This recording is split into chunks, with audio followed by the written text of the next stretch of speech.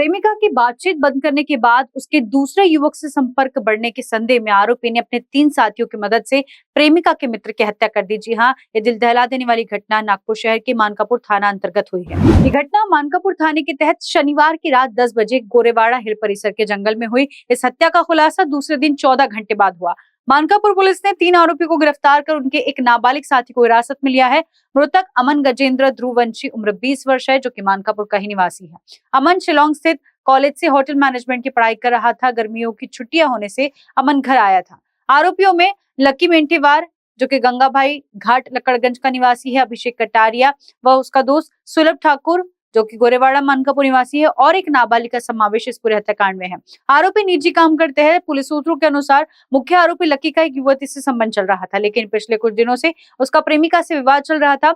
इसके चलते उसकी प्रेमिका ने लकी से बातचीत बंद कर दी थी। इसके बाद से प्रेमिका अमन के संपर्क में रहने लगी। इसके चलते लकी को उसकी प्रेमिका से अमन के प्रेम संबंध होने की आशंका हुई। लकी ने उसके प्रेम संबंधों में अमन के बाधा बनने का संदेह करते हुए अपने साथियों यानी अभिषेक, सुलभ और एक नाबालिग की मदद से हत्या की योजना बनाई। आरोपी शनिवार की रात 10 बजे अमन को गोरेवाड़ा हिल परिसर में लेकर गए। वहां लकी ने चाकू से अमन की हत्या कर दी। अमन के शनिवार की रात 10 बजे से घर नहीं लौटने पर उसके परिजन दूसरे दिन रविवार को सुबह 11:30 बजे मिसिंग की शिकायत करने के लिए थाने पहुंचे। इसी दौरान आरोपी अभिषेक भी थाने पहुंचा। उसने पुलिस को बताया कि उसके एक मित्र ने हत्या कर दी है, लेकिन तब तक पुलिस को भी नहीं मालूम था कि दूसरा परिवार जिस युवक की मिसिंग दर्ज कराने आया है, उसी युवक की आरोपियों ने हत्या की है। अभिषेक की शिनाख्त पर पुलिस ने जंगल पहुंचकर अमन का शव बरामद किया। इसके बाद सभी आरोपियों को हिरासत में लेकर पूछताछ शुरू की गई थी। इसी दौरान मिसिंग युवक के अमन ही होने का पता चला। मामले में मानकापुर के थानेदार हरीश कालसेकर व टीम ने आरोपी लकी व अन्य के खिलाफ मामला दर्ज कर गिरफ्तार कर लिया है। मानकापूर पोलीस स्टेशनच्या हद्दीमध्ये एक खुनाची घटना घडल्याबाबत एका व्यक्तीनं आमच्या एका पोलीस कॉन्स्टेबलला काल माहिती दिली। सदर माहिती त्या पोलीस अंमलदारांनी आम्हाला सांगितली। जो माहिती देणारा इसम होता तो अभिषेक कटारिया म्हणून होता। हा गोरेवाडा परिसर मानकापूरच्या हद्दीत राहणार आहे। त्याला पोलीस स्टेशनला आमच्यासमोर काल एक साधारणपणे 11:15 ते 12च्या दरम्यान आणण्यात आलं।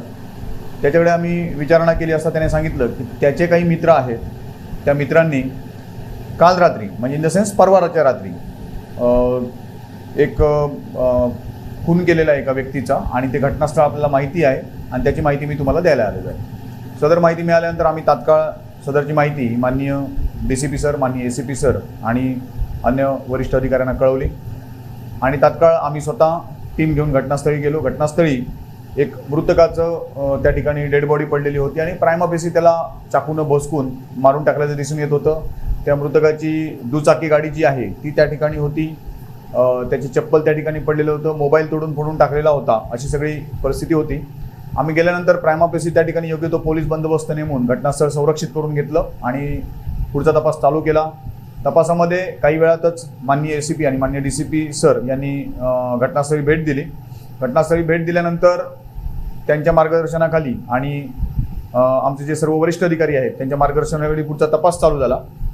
आता हा जो मृतदेह होता हा नेमका कोणाचा होता माहीत नव्हता, परंतु त्याच दरम्यान पोलीस स्टेशनला एक गजेंद्र ध्रुववंशी नावाचे इसम त्यांचा मुलगा हरवल्याबाबत तक्रार देण्यासाठी आलेले होते। आम्ही पोलीस स्टेशनकडून ती माहिती घेतली आणि त्याचा फोटो मागून घेतला।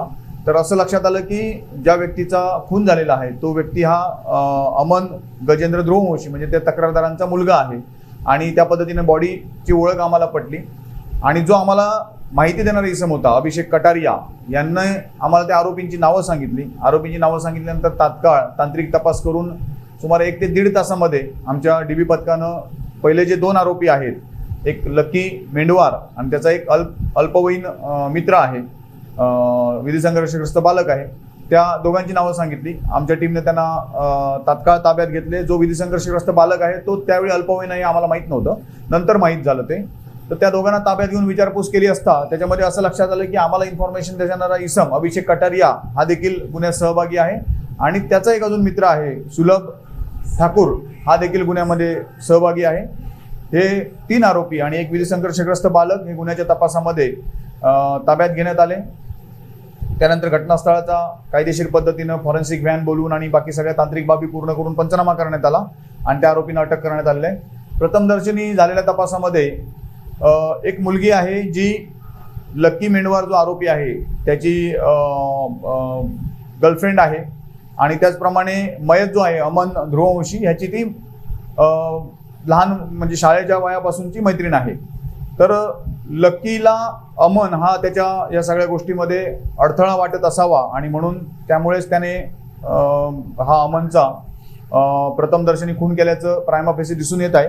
याबाबत अधिक तपास आम्ही करत आहोत. ही संपूर्ण कारवाई जी आहे आरोपी ताब्यात घेणं किंवा जो तपासाचा सर्व भाग आहे हे माननीय पोलीस आयुक्त श्री रवींद्र सिंगल सर, माननीय joint CP Shri Reddy sir, माननीय additional CP crime Shri Pardeshi sir, माननीय north region south region charge असलेले राठोड सर, त्याचप्रमाणे DCP मदने सर आणि ACP सुनीता मेश्राम मॅडम यांच्या मार्गदर्शनाखाली पूर्ण तपास आणि सर्व कारवाई सुरू आहे.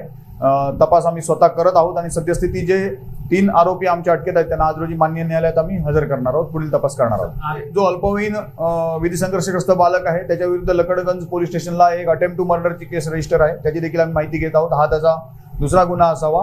बाकी आरोपींविरुद्ध काही रेकॉर्ड नाही आहे. अभिषेक कटारिया जो आम्हाला इन्फॉर्मेशन देणारा होता आणि तो त्याच्यामध्ये नंतर आरोपी निष्पन्न झालेला आहे, तर त्याच्यावर जुगाराचा एक गुन्हा दाखल आहे. याच्या व्यतिरिक्त आरोपींचा काही रेकॉर्ड नाही आहे. हा म्हणजे तेच आहे की जो आरोपी लकी मेंढवार आहे त्याला कदाचित मयत जो आहे अमन हा त्याच्या प्रेम प्रकरणामध्ये अडथळा वाटत असावा असं आमचा प्रथमदर्शनी निष्कर्ष आहे. आणि त्यामध्ये अधिक तपासाअंतीच जे काही खरं आहे नेमकं कशामुळे झालं, कसं झालं, काय झालं हे पूर्ण तपास केल्यानंतरच दिसून येणार आहे. कारण इसके लिए विशाल बम्बड़वार की रिपोर्ट। नागसेन शिक्षण संस्था द्वारा संचालित नागसेन विद्यालय, आदर्श कन्या स्कूल, आदर्श नागसेन प्राथमिक school, little Buddha international school end little scholar public school, ये नागपुर के एक ऐसे स्कूल जहां होता है शिक्षा और संस्कार का संगम। आज इस स्कूल में प्रवेश लेकर अपने बच्चों के भविष्य को बनाए उज्जवल। Little scholar public school CBSE pattern and state board nursery to 10th, 100% board result, knowledge freedom, meditation for mental growth, quality education for better future, activity and project based learning. Little Buddha International Preschool, world's first IQ curriculum or multiple intelligence Japanese preschool, Japanese concept of creative schooling, activity and project based learning, well trained and caring staff, British pronunciation and native English words. Admission open for daycare, playgroup, nursery, LKG and UKG. For more details, please contact them on 955 9511 606 488 and 951899 1573 or 9975107085. Our address: 10 number Pulia, Basin Bagh, Kamptee Road, Nagpur.